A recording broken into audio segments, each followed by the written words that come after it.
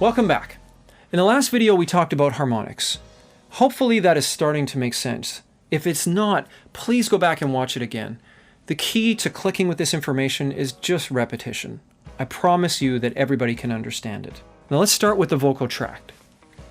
The vocal tract is basically everything from your vocal folds where you create that sound into your lips. Now most people would be surprised to find out that the sound you create at the vocal folds sounds almost nothing like how it ultimately ends up sounding. And this is where the vocal tract comes in. Most of your unique sound comes from the way your vocal tract will boost or soften certain frequencies or harmonics. We actually form vowels by changing the shape of the vocal tract. The vocal folds themselves aren't capable of this. To create a vowel, you're going to use your lips, you're going to use your tongue, and you're going to adjust the position, how high or low is your larynx. All these together form what the ear perceives as a vowel. The shape of the vocal tract can make it easier or harder to sing. And we're going to talk a lot about this. But before we do, let's just break down the parts of the vocal tract. So number one, we're looking at the epilarynx. And this is the only word here that probably most of you have never heard. This is the space directly above the vocal folds. Then we have pharynx, which is a fancy way of saying the throat. Number three is the mouth. Directly below number three, we see this white blob. That's your tongue. And wouldn't be complete without the lips. This is the vocal tract. Now, if you want to study and get into more detail, like everything in the body, you can go deeper. But this is all I think you need to understand in terms of getting the key concepts. So what I have here is an equalizer, or EQ. Many of you would have used this tool before. Even if you just adjust bass or treble on your stereo, you're using EQ. Well, the EQ is very much like the vocal tract. When we run sound through the vocal tract, depending on its shape, it's going to boost or soften certain frequencies. When we listen to a singer, there's a lot of sound information other than the fundamental pitch that is being sung. There are multiple harmonics above it. Remember this idea of layers of sound. So the most important extra information is, at least as far as our perception, happens above the pitch. We separate this into two different types. Harmonics, which we already looked at, and formants. So now we come to the F word, formants. Now I want to show you something here. What this is a drawing of the vocal tract on three different vowels. We have an ah, an e, and an oo. See if you notice some characteristics. So remember that blob there, that's the tongue. So the tongue is kind of separating the throat and the mouth.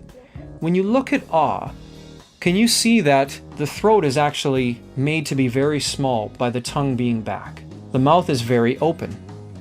This is how we create that sound. Try it now. Ah, ah, ah.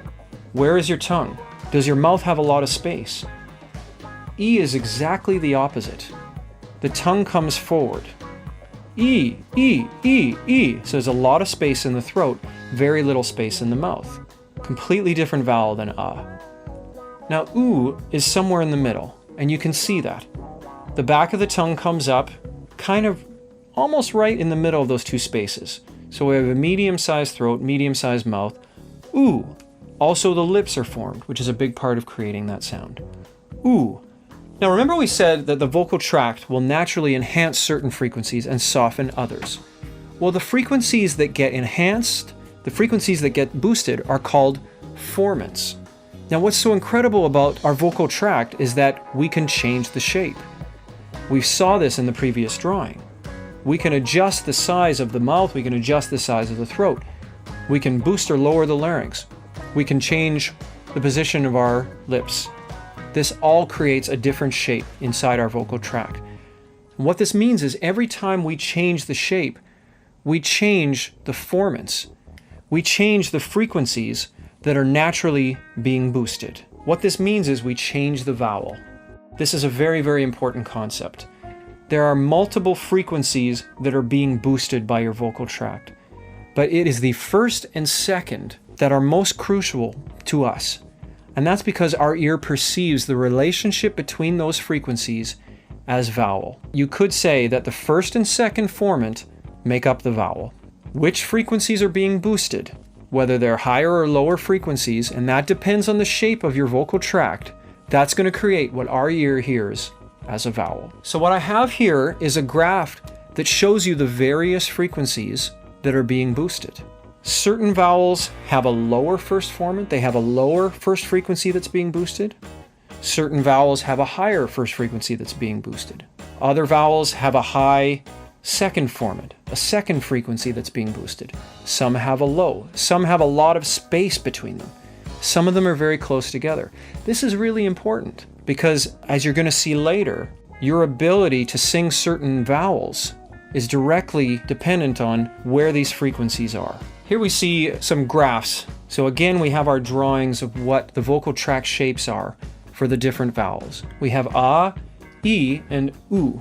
Now, what we have on the right is a representation of spectrum analysis. You'll remember spectrum analysis from the last video. Along the bottom, we have frequency. On the left, we have the power or amplitude of those frequencies. Now, what you see is they've notated F1 and F2, and they're approximate frequencies that are being boosted. You can see that on A, F1 and F2 are very close together. F1 is approximately 600 hertz. F2 is approximately about 1200 hertz. So this is relatively close together. This is really important. Now let's look at E.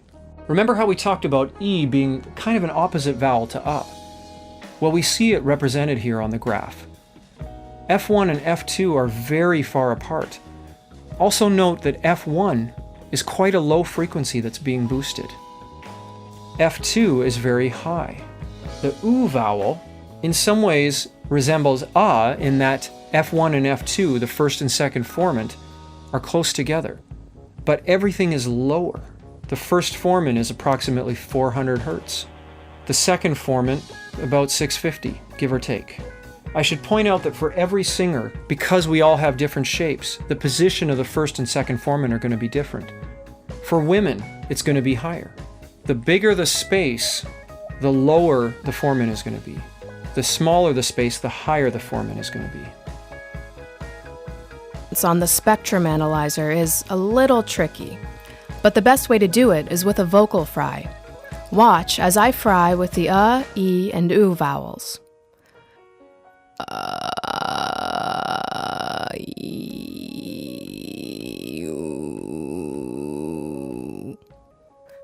Notice how the formants move as I change the vowel or shape of my vocal tract. So let's do a quick review here. We've been talking about harmonics and formants. It's very common to get these concepts confused. Harmonics are the sound that we create. There are multiple harmonics when we sing. Every time we sing, every note we sing is made up of multiple harmonics. We have the fundamental pitch, which is the first harmonic. Then we have the second, third, fourth, fifth harmonic.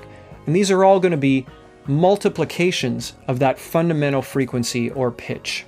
So that's the sound that we create. Then we run this sound, this harmonic stack, through a filter. And the filter is our vocal tract. So that filter is going to boost or soften certain frequencies, depending on how you shape the vocal tract, how you move your tongue, your lips, the position of your larynx. Now, the frequencies that are going to be naturally boosted, those are called formants. And every shape is going to have the formants in a different place. Different frequencies are going to be boosted.